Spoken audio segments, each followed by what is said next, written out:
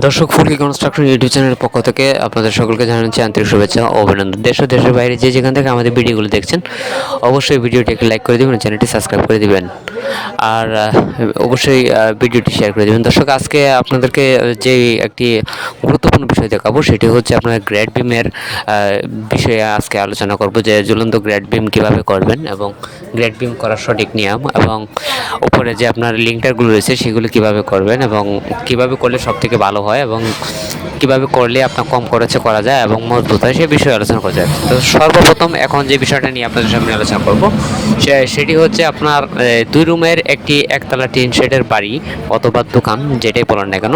তো আমরা কি করে থাকি, তবে এখানে আপনার 7 ইঞ্চি বা 10 ইঞ্চি আপনার কলাম দিয়ে তারপরে আমরা ঘর তৈরি করে থাকি। সাধারণত আমরা 10 ইঞ্চি বা 7 ইঞ্চি এরকম কলাম তৈরি করে থাকি এবং কলাম আর আপনার যে গ্রেড বিম রয়েছে সেটা 7 ইঞ্চি বাই 10 ইঞ্চি করে থাকি।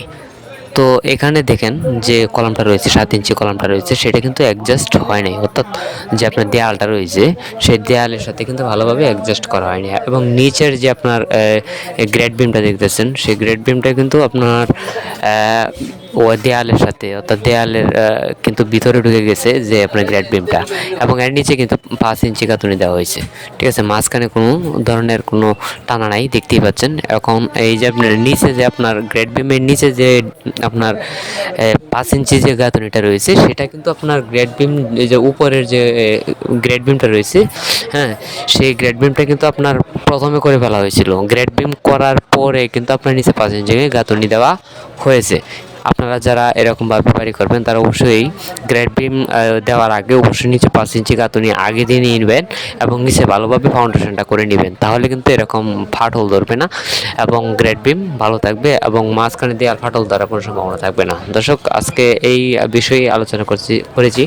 তো ভিডিওটি যদি ভালো লাগে তাহলে অবশ্যই চ্যানেলটি সাবস্ক্রাইব করবেন। তো এরকম দোকান বাসা বাড়ি যারা করতে চান তারা অবশ্যই বুঝে শুনে করবেন এবং নতুন মাটিতে খুবই সাবধানতার সাথে কাজ করবেন।